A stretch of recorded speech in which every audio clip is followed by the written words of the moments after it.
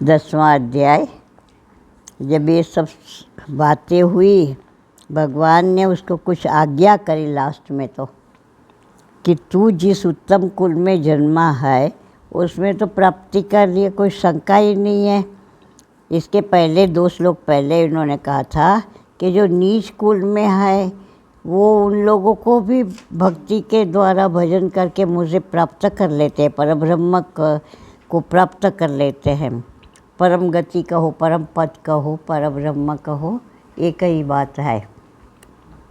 तो फिर तुझे क्या, तो तू मेरे में मन वाला बन जा, मेरा भक्त हो, मेरी पूजा करने वाला हो और मुझे नमस्कार कर, तो तू मेरे किसी को ही प्राप्त कर लेगा।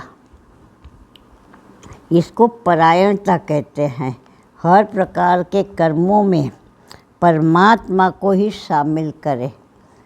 छोटे से छोटा कर्म हो, बड़े से बड़ा कर्म हो, चाहे परमात्मा के लिए जैसे पूजा अर्चना आदि नमस्कार आदि कर्म हो, चाहे अपने देह के लिए हो, चाहे समाज के लिए, धर्म के लिए, राज्य के लिए, किसी भी प्रकार का कोई भी कर्म देह के माध्यम से जब किया जाता है तो अगर इसमें परमात्मा को बीच में सम्मिलित रखते हैं, वो कर्म की कक्षा बदल जाती है। वह कर्म परम तत्व से मिलाने वाला बन जाता है। इतना बड़ा इसका फल है। बात इतनी ही है कि हर कर्म में परमात्मा पिरोया हुआ चाहिए। तो यहाँ अब कुछ अर्जुन को प्रश्न होता है तो अर्जुन पूछ रहे और भगवान फिर आगे अपनी विभूति कहते हैं जिसमें विशेष प्रभाव हो, विशेष सामर्थ्य हो, ऐसी वस्तुएं अपना स्वरूप बताया भगवान ने। तो श्री भगवान वाच अथ 10मोऽध्याय। भूयैव महाबाहो शृणु मे परमं वच, यत्तेऽहं प्रीयमाणाय वक्ष्यामि हितकाम्यया। हे महाबाहो, फिर से मेरे श्रेष्ठ वचन सुन, क्योंकि यहाँ अंतिम श्लोक में मैं 9वें अध्याय में जो बताया वो श्रेष्ठातिश्रेष्ठ वचन थे। मनमना भव मद्भक्तो मद्याजी माम नमस्कुरु।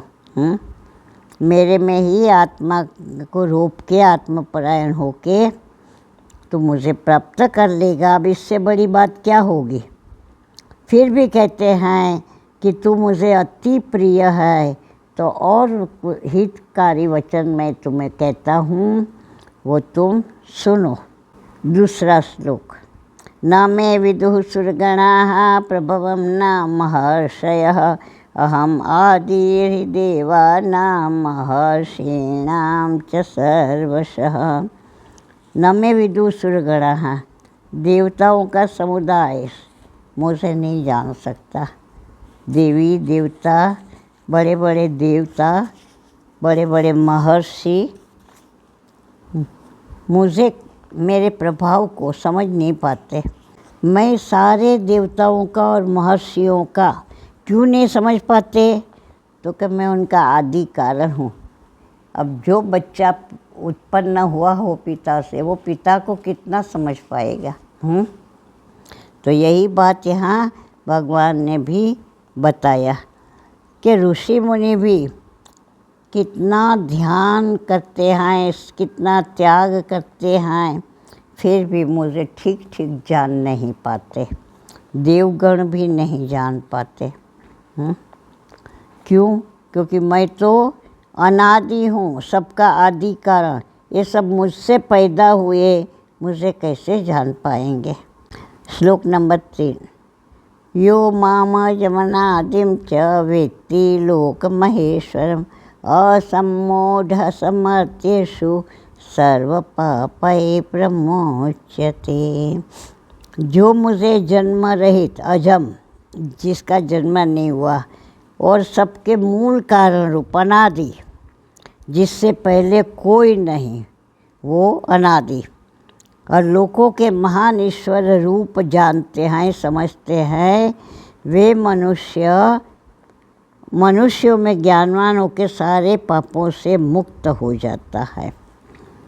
अब पापों से मुक्त होगा तो जब तक कुछ न कुछ क्लेश है, क्लुष है, तब तक तो परमात्मा की प्राप्ति हो नहीं सकती। तो भगवान ने रास्ता बताया है कि जो मुझे इस प्रकार के जानते हैं कि मैं कौन हूँ, कैसा हूँ, कितना हूँ, वे सारे पापों से मुक्त हो जाते हैं, मैंने ज्ञानवान हो जाते हैं। पाप को क्या मतलब है? पाप से क्या मतलब? पाप अज्ञानावस्था में जितने भी कर्म होते हैं वे सारे के सारे पाप उसमें होता ही है। आंशिक रूप से कुछ ना कुछ तो गलती होगी है। अज्ञानी सबसे बड़ा पाप है। अज्ञानी होना वही पापी होना है। अज्ञानी का मतलब? अज्ञानी का अर्थ परमात्मा को न जानना और अपने को शरीर मानना। शरीर इंद्रियों में, संसार में अपने आप को सद्भाव सहित बरतना। ये शरीर है, हाँ है। ये संसार है, हाँ है। ये इंद्रियां है, मेरी है, सच बताते हैं मुँह से। मैं अपनी आँखों से देखी हुई बात कहता हूँ, कानों से सुनी हुई बात कहता हूँ, ऐसे ही थोड़े बोल रहा हूँ। तो विश्वास किस में है? तो इंद्रियों में। और शास्त्र कहता है वो तो है ही नहीं। जिस जगत में तू सद्भाव रखता है वो जगत का स्वरूप क्या है? शास्त्र को सुन, बार बार उस पर चिंतन कर, तब तुझे पता चलेगा। जगत यदि सत होता तो सपने में कहाँ रहता है? नहीं रहता। बेहोशी में कहाँ रहता है? नहीं रहता। मृत्यु के बाद कहाँ रहता है? नहीं रहता। तो ये सारा सत हमारे शास्त्रों ने उसी को कहा कि जो एक क्षण के लिए भी हटे नहीं, जो घटता नहीं, बढ़ता नहीं, कोई विकार उसको छू नहीं सकता। जगत में तो घटना बढ़ना आना जाना है, जगत की उत्पत्ति है, जगत की स्थिति है, जगत का प्रलय है। परंतु परमात्मा की न उत्पत्ति है, न स्थिति, न प्रलय। स्थिति मैंने सदा है ही है, ऐसे स्थिति आने जाने वाली या किसी के आधार से नहीं। यहाँ पर जो जगत में जो स्थिति है तो परमात्मा विष्णु रूप से उसकी स्थिति संभाल रहे हैं, इसीलिए है। ब्रह्मा जी उत्पन्न किया और पालन शक्ति जो है विष्णु रूप है और संहार शक्ति है शिव जी है। तो ये जो तीन शक्तियाँ अलग अलग रूप से प्रकट हुई है उस एक चैतन्य मात्र, परब्रह्म मात्र। क्योंकि पहले भी परब्रह्म परमात्मा से अन्य दूसरा कुछ था नहीं। उसमें हम कहते जगत बन गया। तो जगत बना तो किस पदार्थ से बना? उसका वो कारण तो बताओ कि इससे, जैसे भाई घड़ा बना है तो मिट्टी, तो उपादान कारण क्या है जगत का? उपादान मैंने सामग्री, वस्तु है, पदार्थ बताओ कौन से जब था ही नहीं कुछ एक परब्रह्म के सिवा, तो जगत का उपादान कारण क्या है? ये सोचो। जब आप सोचोगे कि उसका उपादान कारण तो कोई दिखता नहीं है, तो फिर जिसका उपादान कारण ना हो वो वस्तु है कैसे तुमने मान लिया? हम जो कहते हैं ना कि भाई सारा समय शास्त्र कहता है विचार करो, चिंतन करो, तो क्या करें? तो चिंतन है। शास्त्र में क्या विचार करना चाहिए ये भी बता दिया है हमें, तो हम याद नहीं रखते कि विचार क्या करना चाहिए। तो भाई जगत दिखता है, हम जगत को सत्य मानते हैं, तो बताओ उपादान कारण क्या है? निमित्त कारण तो आप कह दोगे कि परमात्मा ने बनाया। तो परमात्मा को जगत बना के क्या इसको बेचना था? उससे सुख मिलना था कि स्वर्ग आदि, इंद्र आदि बड़े बड़े लोकों में भगवान जाके रहेंगे? तो ऐसा तो ऐश्वर्य कहीं नहीं होगा। तो उनको क्या ज़रूरत थी बनाने की बताओ? उसका कारण भी नहीं मिलता कुछ। तो न उपादान कारण है, निमित्त कारण भी हम समझाने के लिए गुरुजन कह देते हैं कि मान लो परमात्मा ने बनाया। परमात्मा क्यों बनाएंगे? और परमात्मा ने बनाया तो इसमें अंधा, लंगड़ा, कोढ़ी, दरिद्र, दुखी, बिल्कुल जानवरों की तरह जीवन जीने में उनको कुछ ऐसे अशुभ या अनुचित भी नहीं लगता। ऐसे जीवन वाले भी हैं जिनको कुछ समझ ही नहीं है। वस्त्र क्या पहनना है, खाना क्या खाना है, जो सामने आया पकड़ के खा लिया। ऐसे भी तो जीवन जातियाँ हैं जंगलों में। हाँ, तो फिर ऐसा क्यों बनाया? कारण ढूंढोगे। परमात्मा अति सुंदर है, अति सुख रूप है, आनंद स्वरूप है, निर्दोष है। वो परमात्मा ऐसे कृत्य कैसे कर सकता है? क्या ऐसे लोग बना दिए कि जो किसी को भी पकड़ के खाना शुरू करते, क्योंकि अपने को जीना है, उसको जीना है, भूख लगी है, सामने जो भी जीव आ गए उसको पकड़ लिया, चाहे प्राणी हो, चाहे मनुष्य हो, चाहे पंछी हो। तो ऐसा क्यों बनावे परमात्मा? ये प्रश्न होता है ना चिंतन में। तो फिर नहीं, परमात्मा नहीं बना सकता ऐसी चीज़ नहीं, ऐसी क्रूरता परमात्मा कैसे सृष्टि पर ला सकते हैं?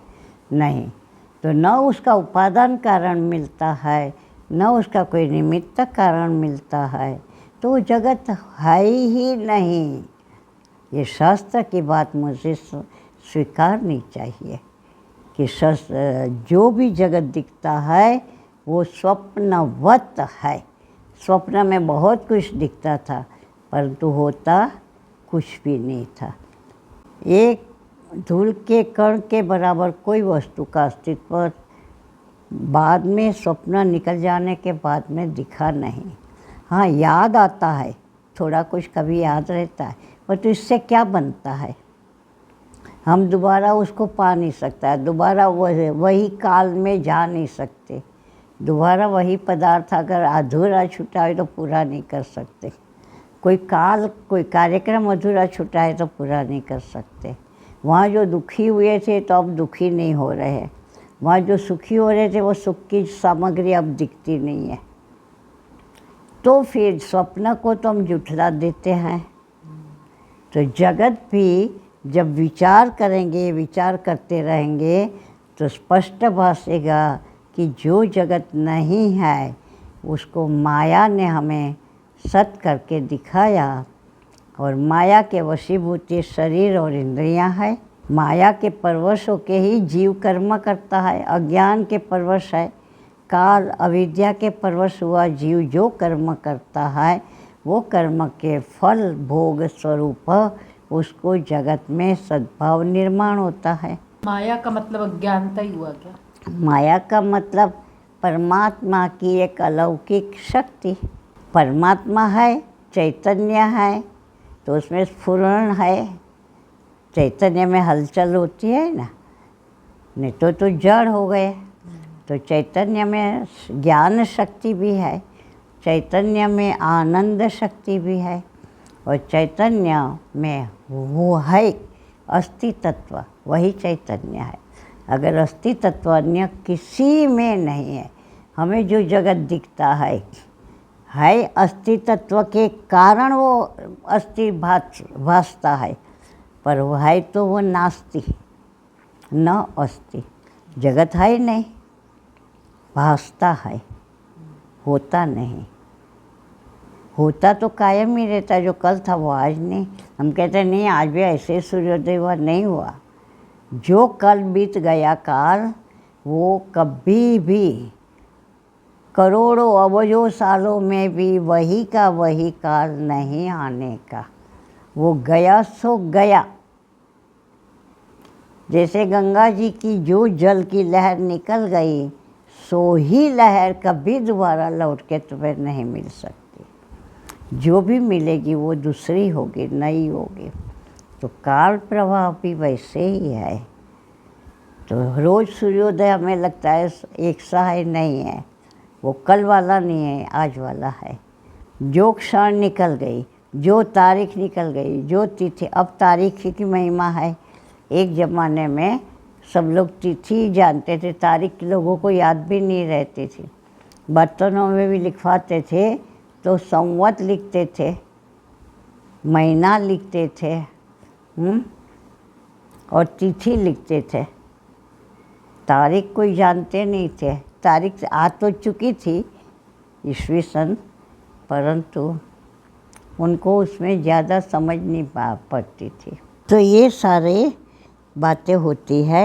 इसीलिए भगवान कहते हैं मुझे कैसे जानेंगे, मैं तो सबका आदि कारण हूँ। अब समझाने के लिए भगवान को कहना पड़ता है आदि कारण हूँ, क्योंकि हम अपने से आगे इन महर्षियों को, देवताओं को, जब हम जगत को सत मानते हैं तो इन सबको सत मानते हैं, अपने गुरु रूप मानते हैं, अपने इष्ट रूप जानते हैं, है ना। क्योंकि ज्ञान की दिशा महर्षियों से के माध्यम से खुली है, और ये सुख भोग की आशाएं पूरी करने वाले देवता लोग हैं। व्रत, उपवास, पूजा अर्चन करके हम देवताओं से कुछ चाहते हैं, और पूजा अर्चन आदि करके वे संतुष्ट होते हैं, क्योंकि यही उनका आहार है। देवताओं को तुम भजोगे, पूजोगे, उनको यज्ञ आदि के माध्यम से जो भी होम हवन होगा, जिस प्रकार का यज्ञ हो, ये हम कर रहे वो भी यज्ञ ही है, एक ज्ञान यज्ञ है। तो उसके माध्यम से जैसे भी पूजे जाएंगे वो उनका आहार है, उसी से देवता पुष्ट होते हैं। तो एक काल में जब ये असुर लोग पैदा होते थे, राक्षस आदि, तो वो क्या करते थे, सर्वप्रथम प्रहार इसी पे करते थे, ब्राह्मणों पे, ऋषि मुनियों पे, कि शुभ कर्म नहीं होने चाहिए। यज्ञ आदि, जप, तप, दान, पूजा वो नहीं होना चाहिए। वो होने से देवता पुष्ट होते हैं। देवता क्षीण होंगे, कमज़ोर होंगे, तो हम स्वर्ग जीत लेंगे, और देवता क्षीण होंगे तो प्रजा भी क्षीण होगी, क्योंकि उनको भोग देवताओं से मिलना है। इसलिए वे पूजा पाठ, धर्म, ध्यान जो करते हैं। भगवान ब्रह्मा जी ने जब सृष्टि रची, देवताओं को, मनुष्यों को कहा, यज्ञ के द्वारा ही सृष्टि रची और यज्ञ करने की आज्ञा दी।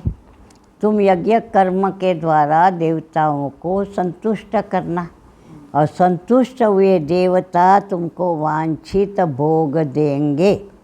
यज्ञ में केवल आहुति दे के धुआं निकलता वो ही नहीं है, सारे शुभ कर्म यज्ञ रूप ही होते हैं। दान दे रहे, अगर उसमें कोई बदले की इच्छा नहीं है, वो यज्ञ ही है। अपना कर्तव्य कर्म कर रहे वो भी यज्ञ है। स्वधर्म पालन तो सर्वश्रेष्ठ यज्ञ कर्म है। स्वधर्म पालन के बाद जो जो हमें नैमित्तिक, प्रासंगिक कहा गया है, पूर्णिमा है, अमावस्या है। हम जब बच्चे थे तो हम देखते थे कि जो हमारा जो ब्राह्मण नियुक्त हुआ होता है बिरादरी का, तो वो बरोबर द्वादशी, पूर्णिमा, अमावस्या को आता था अपने जो यजमानों के घर। अगर वो नहीं आएगा तो उसको डांट पड़ेगी। क्यों? क्योंकि द्वादशी को तो दिए बिना कैसे व्रत तोड़े। एकादशी का लिया है जो व्रत किया है, तो द्वादशी को ब्राह्मण को कुछ दिया नहीं तो खाएंगे कैसे।